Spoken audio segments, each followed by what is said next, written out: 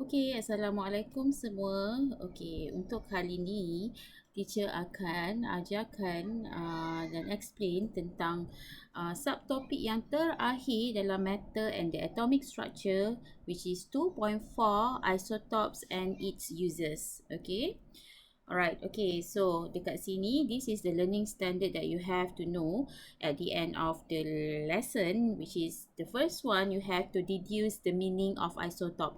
Paling penting, definition of isotope kena ingat, kena hafal, kena tahu, kena ingat, okay? And then yang kedua, calculate the relative atomic mass of isotope. And yang ketiga, you have to justify the usage of isotope in various field. Okay, so yang learning standard yang ketiga ni awak boleh baca sendiri the uses of isotope sebenarnya. Okay, so teacher nak explain yang dua yang atas tu memang sangat penting lah. Yang ketiga pun penting juga, tapi benda tu awak kena baca dan ingat. Alright, okay. So first kali, what is the meaning of isotope? Okay, bila sebut iso tu maksud dia apa?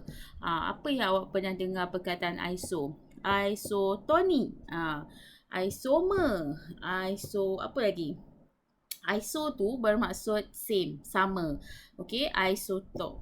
Okay, isotope ni, okay, ingat bila kita buat definition, mesti ada classification dan juga characteristic. Okay, so classification untuk definition kita. Okay, isotopes adalah atoms. Okay, atoms bermaksud lebih daripada satu atom. Okay, sebab tu dia kata atoms. Alright. Okay, kejap saya nak highlight kan. Okay, so atoms. That is kita panggil dia punya classification. Atoms. Atoms apa? Atoms of the same element with the same number of proton but different number of neutron. Okay, itu kita panggil sebagai karakteristik dia. Okay, so ini adalah classification. Atoms, this is the characteristic. Okay, ingat. Kenapa kena ada classification dan karakteristik? Semua definition mesti kena sebut. Maksud kalau exam, awak just kata isotopes is the same element with the same number of proton. Salah lah. You have to sebut atoms. Atoms of the same element. Maksudnya elemen yang sama, tapi ada beberapa. Okay, beberapa elemen yang sama. Beberapa elemen yang sama dalam beberapa atoms yang ada proton, number of proton yang sama. Ingat ni dia punya simbol yang kita belajar hari tu, standard dia yang bawah adalah proton number. So proton number je sama. Yang berbeza adalah number of neutron. Bila number of neutron berbeza, maksudnya nuclear number dia pun akan berbeza lah. Kenapa? Sebab number of neutron tambah number of proton equals to nuclear number. Nuclear number kat mana? Kat atas ni . Okay, so nuclear number berbeza, tapi yang sama apa? Proton, proton, proton. Okay, tak semua elements ada isotop. Ada beberapa je ada isotop. Okay, contohnya hidrogen. Okay, klorin. Okay, klorin. Bila ada 35, 37, ni nombor apa ni? Ini adalah dia punya number of nucleon. Kat atas ni. Okay, sorry, bukan number of nucleon. Nucleon number. Okay, kita tak boleh sebut number of nucleon. Salah. Yang number of neutron, betul. Okay, so yang atas, yang kat belakang nama ni adalah nucleon number dia. Okay, so dekat sini number of proton sama. Number of neutron dia berbeza. Okay, number of electron sama. So, number of proton tambah number of neutron akan dapat nucleon number. Okay, nuclear number berapa? 17 tambah 18, 35 kat atas ni. 17 tambah 20, 37. Alright, okay. So this is activity lah. Okay, itu poin yang pertama, learning standard yang pertama. Okay, yang kedua, you have to know how to calculate the relative atomic mass of isotope. Okay, relative atomic mass. Macam mana nak cari?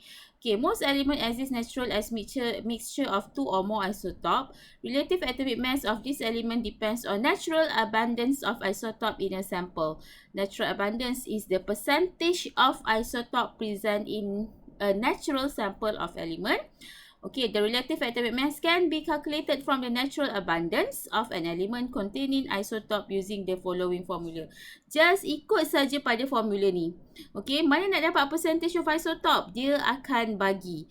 Mass of isotope, dia akan bagi daripada learning standard. So, percentage, so you bagikan semua dengan 100. Okay, so contohnya, contohnya macam ni.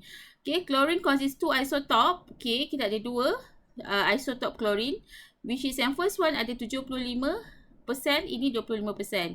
Okay, so apa you buat? Okay, tengok balik formula. Percentage isotope, jumlah this one is jumlah. Percentage of isotope darab dengan mass of isotope. So, untuk chlorine yang 35 ni, okay, yang ini, percentage dia 75.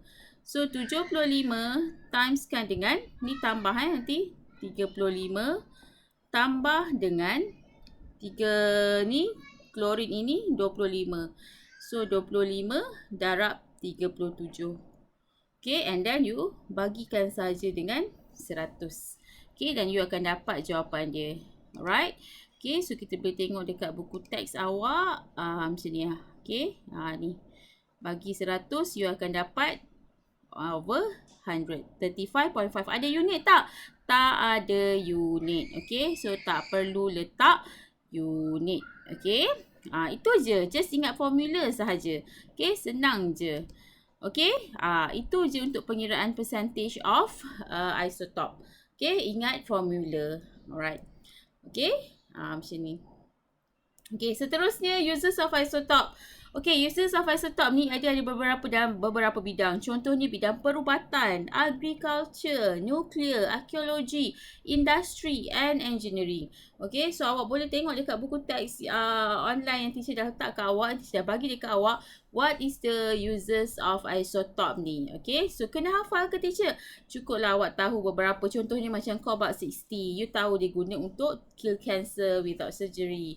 Okay, ni untuk medicine, untuk dalam bidang perubatan. Iodine 131 guna untuk apa?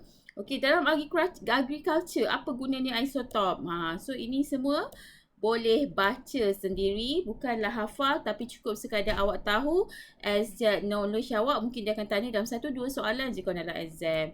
Alright, so ada beberapa bidang. Itu sahaja untuk isotop. Okay, thank you.